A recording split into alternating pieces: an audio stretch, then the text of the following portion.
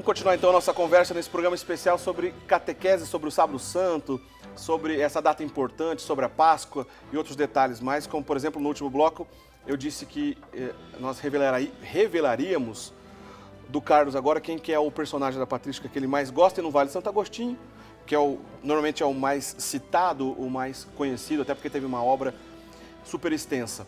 Mas antes disso, padre, voltando então à celebração, terminou a bênção do fogo novo, o círio é aceso nesse fogo novo e outros detalhes como a ornamentação e também a... Primeiro, antes da bênção do círio, tem a preparação. A preparação. Então o círio é preparado. É aí que entra os cravos que ele se referiu. Lá no círio tem uma cruz, né, desenhada. Normalmente é vermelha. Não há uma exigência, não. E aí lá naquela cruz nós temos as letras alfa e ômega em cima e embaixo. Alfa e ômega. Na parte vertical, né? Que tem alfa e ômega no nosso cenário aqui, se a gente vai vendo isso. As letras gregas, né? Princípio e fim. E aí o padre vai marcando o círio com os cravos e em cada um deles tem um significado, uma palavra cedida, né? Cristo ontem e hoje, princípio e fim. A Ele a glória, o poder e a eternidade. E vai marcando. Também, na parte horizontal da cruz, nós temos os algarismos correspondentes ao ano, não é, em curso. Então, certo. Só vai estar lá esse ano, né? 2013. Certo. Né? Também a Ele o tempo e a eternidade. Porque a nossa Páscoa não acontece no ar, não é? Não acontece de maneira aérea, solta. Né? Solta. Ela se contextualiza nesse tempo e nessa história. Né? Interessante. Muito embora nos remeta para o tempo eterno. É verdade. Né? Então, feita essa preparação, o círio é aceso diretamente no fogo, né? Deveríamos, nós padres, fazermos um esforço de não perder esse, mesmo que o calor, né, seja muito forte, porque de fato é muito forte. Sim. Né? Sobretudo assim, particularmente eu gosto muito de fazer uma fogueira. Fogueira mesmo, não é fogareiro. Estilo de São João. Não é fogareiro que ninguém vê onde é que tem fogo ali, é um milagre que saiu. Eu gosto de fogo, não é? Fogo. É claro que a gente tem que tomar os cuidados devidos, mas é bonito, o símbolo tem que falar. O povo se reúne ao redor de uma fogueira, não é ao redor de um fogareiro, sim, que ninguém vê, só vê a brasa lá. E o padre é o único, né, privilegiado que vê que ali tem alguma coisa que lembra fogo. É bonito até. Então o padre vai lá com o círio e acende dentro daquela fogueira, tirando dali a chama que acende o círio pascal. A igreja está fechada, sim, né? Luzes todas apagadas, o povo vai entrar primeiro, ninguém acende vela nenhuma em outro lugar, né? A vela deve ser acesa no círio. E quem acender dela, sim, passa para o outro, né? Que a tendência do pessoal nessa hora é tirar um isqueiro do bolso, já acender a sua vela ou um fósforo. Aquele ainda não é o fogo novo, não tem como. Não. É aí que está o simbolismo bonito de esperar, sim, o círio pascal entrar. Então o povo entra, se acomoda e o padre solenemente vai entrar com o círio pascal. E aí o que o padre diz? Então, ele vai apresentar aquela assembleia, não é? Em voz, em reto tom, cantando, não é? Em voz ascendente. Por 3 vezes ele vai apresentar à comunidade: eis a luz de Cristo. Ou simplesmente a luz de Cristo. E o povo responde também cantando: demos graças a Deus, não é? Ele diz cantando, vai subindo de tom. O primeiro tom mais baixo, um tom médio e depois, quando ele conseguir, um tom mais elevado. Mais forte. E em cada uma dessas 3 paradas na Assembleia, ele se vira de um lado e de outro para que as pessoas possam, à altura da nave da igreja, acender as velas diretamente do círio. Interessante. Agora, essas velas que foram acesas diretamente do círio, depois de apagar, a pessoa leva para casa, isso é um sacramental? Não deixa de ser, não é? Não deixa de ser porque essa vela ela fica acesa durante a proclamação da Páscoa, o chamado Exultet, não é? Que é a solene proclamação da Páscoa. Depois que o padre chega lá no presbitério, ele vai colocar o círio no seu devido lugar de destaque, não é? E vai ao lado dele, ele ou o diácono, ou na falta dos dois, que se não podem cantar ou não tem o diácono, um ministro leigo pode fazer esta proclamação da Páscoa, né? Tem todo um ritual para isso. E durante a proclamação da Páscoa, luzes apagadas, A única luz é a luz do círio com as velas acesas na igreja. Então, nesse clima se proclama solenemente a Páscoa, não é? O Exultet. Depois, as velas são apagadas, né? Só as velas, o círio continua e aí é feita a celebração da palavra, né? A escuta das leituras, também no escuro. Ainda não é Páscoa, né? Ainda não é Páscoa, ainda não foi proclamada a ressurreição do Senhor. Se escuta todas as leituras no escuro e só a partir da epístola, né? E antes da epístola tem inclusive o hino do Glória. Solenemente, que ficou em silêncio durante toda a quaresma. Exatamente. Então, nesta hora se rompe e aí se acendem as luzes e tocam-se os sinos e é uma grande explosão de alegria pela ressurreição do Senhor. Nessa hora pode chamar de sábado de aleluia.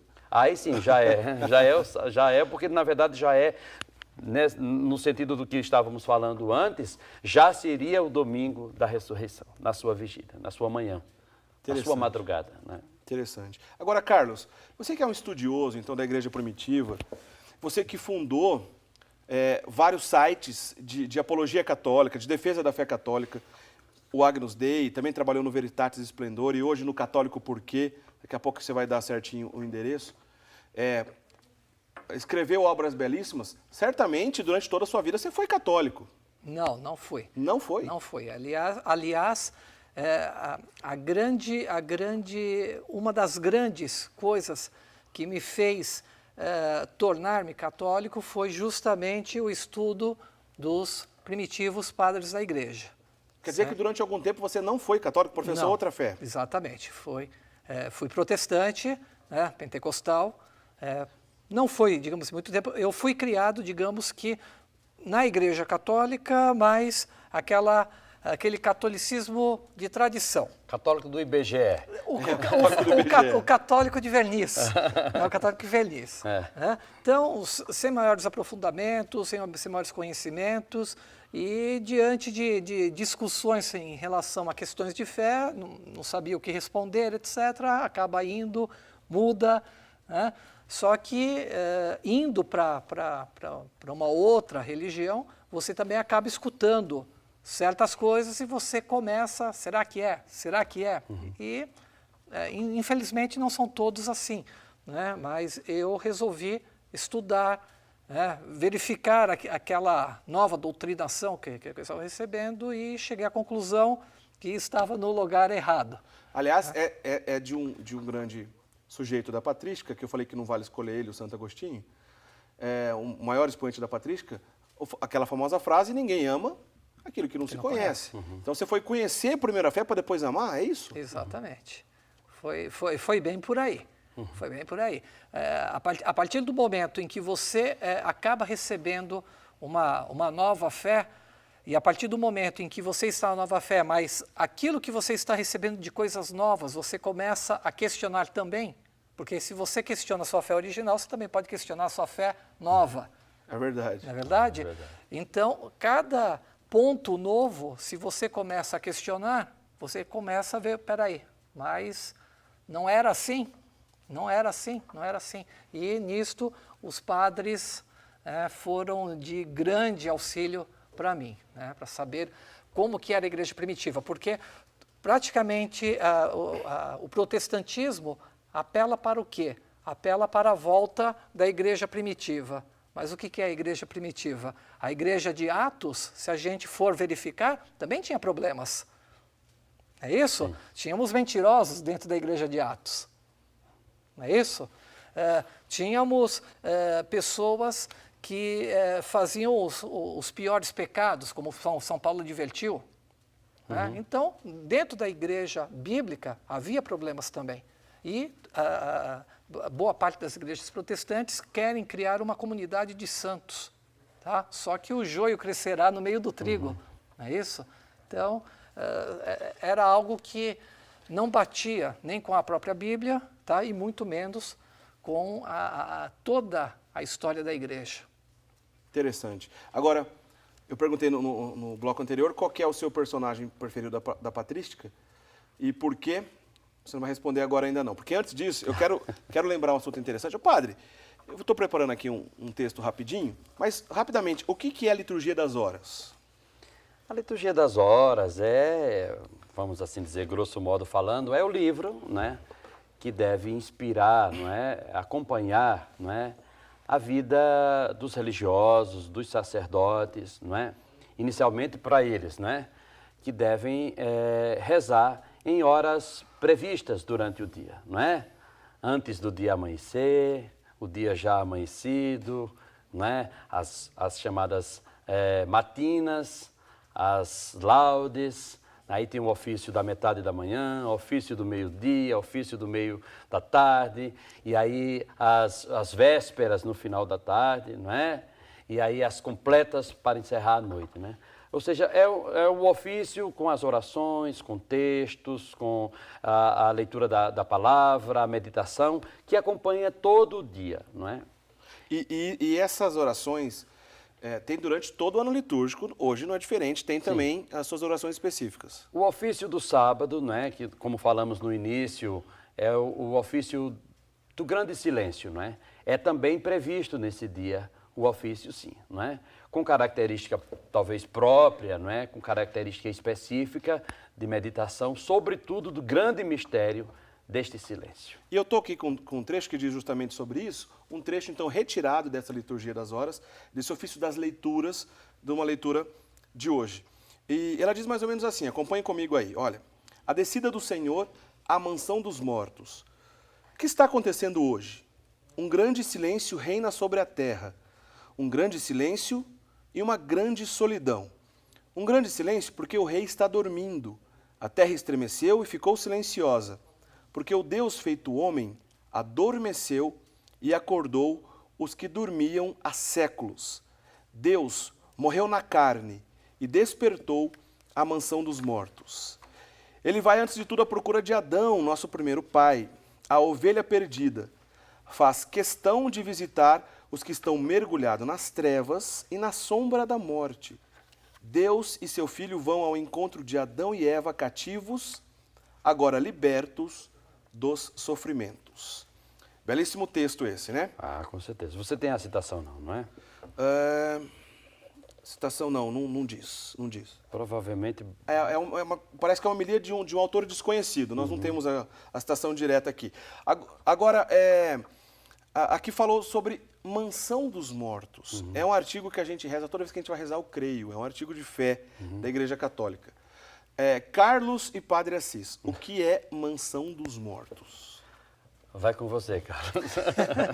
Eu não quero ir nem tão cedo para essa mansão, viu? Apesar de ser mansão, né? Não é uma casa grande, então, nesse sentido. Bom, existe na Bíblia inicialmente uma grande incerteza com relação ao futuro do ser humano. Verifica-se que o ser humano chega e morre num determinado período. Agora, o que acontece? Morreu, acabou? Então, inicialmente, existia um conceito de que a pessoa era próspera e essa era, digamos que, o grande prêmio que ela recebia. O fato de ela ser próspera, ter muitos filhos, né, gerou descendência, foi próspera materialmente, viveu longos anos, era mais ou menos essa a ideia. Só que não era só isso, existia também uma ideia de sombras. Então é aí que verifica-se que existe o corpo, mas existe aquilo que vivifica o corpo. O que acontece com isso que vivifica o corpo? Porque o corpo continua ali, permanece ali, eu estou vendo ele ali, imóvel, mas ele está ali, mas ele está parado. Então, é possível que aquilo que animava, daí ânima, né, aquilo que animava o corpo, tenha saído e ido para algum lugar. Então, vem o conceito do Sheol. O Sheol, então, é o local que concentra a sombra dos falecidos. E é aí que vem também, então, depois, o Cristo que morre e vai até a região dos mortos, que em grego é o Hades, e vai lá, prega a palavra e abre o paraíso para que essas pessoas do Antigo Testamento possam ingressar também no céu.